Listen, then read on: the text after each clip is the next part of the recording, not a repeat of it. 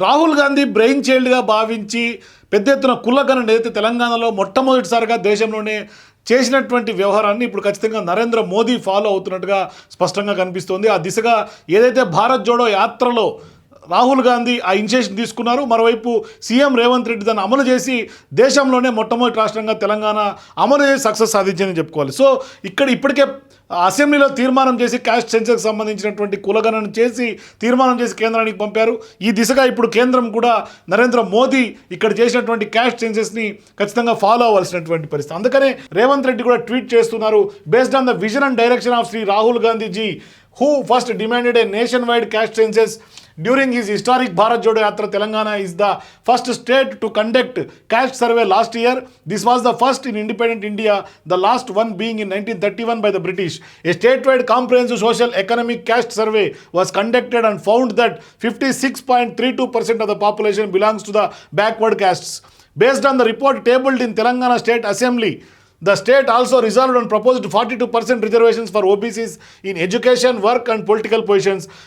INC Telangana took the struggle across the country, including the national capital, and protested at Jantar Mantar, seeking that central government agree for caste census. Today, finally, we proved that what Telangana does today, India will follow tomorrow. So, it is a proud moment that Sri Rahul Gandhi ji has shown his vision, has become a policy even in opposition.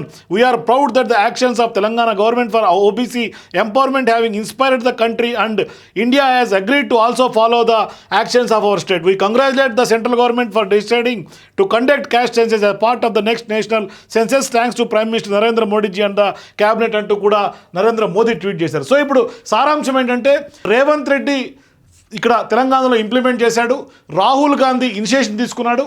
అపోజిషన్లో ఉన్నటువంటి Rahul Gandhi initiate తీసుకున్నప్పటికీ మొట్టమొదటి రాష్ట్రంగా తెలంగాణలో caste senses సంబంధించినటువంటి survey నిర్వహించడం, మరోవైపు ఓబీసీలకు జనాభా దామాషా ప్రకారంలో కొంత అవకాశాలు కల్పించాలని డిసైడ్ చేసి అసెంబ్లీ రెజల్యూషన్ పాస్ చేసి కేంద్రానికి పంపడం, మరోవైపు కేంద్రంలో జంతర్ మంతర్ దగ్గర కూడా ఢిల్లీలో కాంగ్రెస్ పార్టీ పెద్ద ఎత్తున ఉద్యమించడం, ఇవన్నీ తర్వాత ఇప్పుడు నరేంద్ర మోదీ కూడా ఫాలో అవుతూ నెక్స్ట్ జరగబోయే జాతీయ స్థాయిలో జరగబోయే జనాభా లెక్కల్లో భాగంగా క్యాస్ట్ సెన్సెస్ చేస్తామంటూ కూడా హామీ ఇవ్వటం, ఖచ్చితంగా ఇది ఒక రకంగా చెప్పాలంటే రేవంత్ రెడ్డి రాహుల్ గాంధీ విజయంగా స్పష్టంగా చెప్పాలి.